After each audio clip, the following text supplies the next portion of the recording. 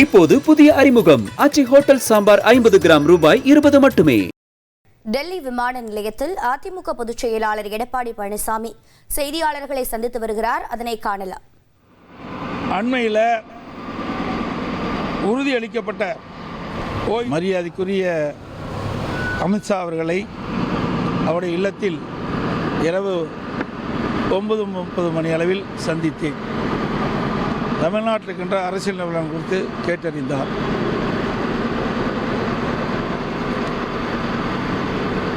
தமிழகத்தை பொறுத்த வரைக்கும் திராவிட முன்னேற்ற கழக அரசு அகற்றப்பட வேண்டும் என்ற அடிப்படையில் அனைத்து இந்திய அண்ணா திராவிட முன்னேற்ற கழகம், தேசிய ஜனநாயக கூட்டணிகள் மற்றும் பாட்டாளி மக்கள் கட்சி இன்னும் பல கட்சிகள் சேர இருக்கின்றன. ஒரு வலுவான கூட்டணி அமைக்கப்படும். எங்களுடைய கூட்டணி வெற்றி கூட்டணியாக அமையும். நடைபெறுகின்ற சட்டமன்ற தேர்தலில் திராவிட முன்னேற்ற கழகத்தை வீழ்த்தி எங்களுடைய கூட்டணி அதிக இடங்களில் வெற்றி பெற்று ஆட்சி அமைக்கும் என்பதை இந்த நேரத்தில் தெரிவித்துக் கொள்கின்றேன். அதோடு திரு ஸ்டாலின் அவர்கள் அண்மையில் உறுதியளிக்கப்பட்ட ஓய்வு திட்டம் என்ற ஒரு அறிவிப்பை அறிவிச்சிருக்கிறார். இது அரசு ஊழியர்களை ஏமாற்றக்கூடிய ஒரு நாடகமாகத்தான் பார்க்கப்படுகிறது. ஏற்கனவே பழைய ஓய்வு திட்டத்தில் அரசுடைய பங்களிப்பு இல்லை. அவர்கள் பழைய ஓய்வு திட்டத்தான் நடைமுறைப்படுத்த வேண்டும் என்று கோரிக்கை வைத்தார்கள். 2021 சட்டமன்ற பொதுத் தேர்தலின் போது திராவிட முன்னேற்ற கழக தேர்தல் அறிக்கையில் திராவிட முன்னேற்ற கழகம் ஆட்சிக்கு வந்தால் பழைய ஓய்வு திட்டத்தை நிறைவேற்றப்படும் என்று அறிவிப்பை வெளியிட்டார்கள்.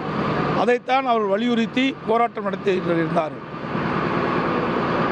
அவர்கள் போராட்டத்தை கையில் எடுத்தவுடன் திராவிட முன்னேற்ற கழக அரசு ஒரு நாடகத்தை இப்பொழுது அரங்கேற்றிருக்கின்றது.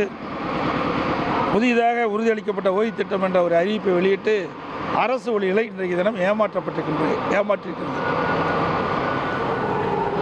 இன்றைக்கு ஒருங்கிணைந்த பென்ஷன் திட்டம், மத்திய அரசு அறிவிக்கப்பட்ட திட்டம் UPS, அதே வடிவத்தில் தான் இப்பொழுது திராவிட முன்னேற்ற கழக அரசு அறிவிக்கப்பட்ட உறுதியளிக்கப்பட்ட ஓய்வு திட்டம். எந்த வேறுபாடுமே இல்லை. அதில் பேரை மட்டும்தான் மாற்றி மாற்றி வச்சிருக்கிறாங்க. மத்திய அரசு அறிவிக்கப்பட்ட பென்ஷன் திட்டத்தில் பிரைஸ் இண்டெக்ஸ் இருக்குது, விலைவாசி புள்ளி உயர்வு. இவர்கள் அறிவிக்கப்பட்டது தற்போது TA அகவிலைப்படி. அது 2 தான் பேர் மாற்றம். ரெண்டாவது, பழைய ஓய்வு திட்டத்தில் 10 ஆண்டுக்கு ஒரு முறை பே கமிஷன் படி ஊதிய குழு பரிந்துரைப்படி 10 ஆண்டுக்கு ஒரு முறை ஊதியம் உயர்த்தி வழங்கப்படும் அரசு ஊழியர்களுக்கு. அதன் அடிப்படையில் பென்ஷன் மாற்றி அமைக்கப்படும். ஆனால் இப்பொழுது அறிவிக்கப்பட்ட அந்த அறிவிப்பில் அது இடம்பெறல. பழைய ஓய்வு திட்டத்தில் அது இடம்பெற்றிருக்குது. அது அரசு ஊழியருக்கு பாதிப்பு ஏற்படுத்துகின்றது.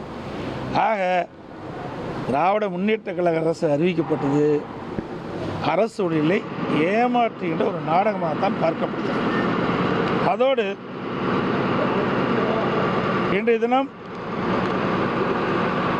உங்கள் கனவை சொல்லுங்கள் என்று ஒரு அறிவிப்பை வெளியிட்டு ஒரு நாடகத்தை அரங்கேற்றுகின்றார் மக்களை ஏமாற்றுவதற்காக. அரசு பணத்தில் 50,000 தன்னார்வலர்களை வீடு வீடாக அனுப்பி மக்களின் கனவை சொல்லுங்கள் என்ற ஒரு அறிவிப்பை வெளியிட்டிருக்கார். இது பெண் அமைப்பின் மூலமாக ஆட்களை தேர்வு செஞ்சு இதை நடைமுறைப்படுத்துவதாக பரவலான பேச்சு. இன்னும் 1 மாதம் தான் இருக்குது தேர்தல் அறிவிப்புக்கு. இப்போ எப்படி போய் மக்களுடைய கனவை சொல்லுங்கள் என்று சொல்லி எப்படி நிறைவேற்ற முடியும்? ஸ்டாலின் அவர் முதலமைச்சராக பொறுப்பேற்றது இன்று வரை பெயர் வைப்பதிலே வல்லவர். ஒரு பெயரை வைப்பாங்க, ஒரு நாடகத்தை அரங்கேற்றுவாங்க, ஃபோட்டோ ஷூட் போடுவாங்க, பத்திரிகைகள் விளம்பரம் வரும். அப்படிப்பட்ட ஒரு ஆட்சி தான் நடந்துக்கிட்டு இருக்குது. அதோட நேற்றைய தினம் நான் வரும்போது நான் தொலைக்காட்சியில் பார்த்தேன். தமிழ்நாட்டின் வளர்ச்சி பயணத்தில் ஒருவரையும் பின்தங்க விட மாட்டேன்னு சொல்கிறார். ஏற்கனவே தமிழ்நாட்டில் இந்த ஆட்சி அமைந்த உடனே பெண்ணுக்கு தள்ளப்பட்டு விட்டது. சுமார் இந்த ஆட்சி முடிக்கின்ற பொழுது 5.5 லட்சம் கோடி கடலில் விட்டுட்டு போக போகிறார். 73 ஆண்டு காலம் ஆட்சியிலே பல கட்சிகள் புரிந்த போது 2021 வரை 5,18,000 கோடி தான் தமிழ்நாட்டுடைய கடன் இருந்தது. இப்போ திராவிட முன்னேற்ற கழகம் ஆட்சி அமைந்த பிறகு 5 ஆண்டு நிறைவேற்ற போது சுமார் 5.5 லட்சம் கோடி கடன் இருக்குது. இது இந்த அரசாங்கத்தை இந்த மக்களுக்கு பின்னடைவு தானே ஏற்படும். இந்த ஆட்சி ஏற்பட்ட பிறகு போதை நடமாட்டம் அதிகரித்து விட்டது.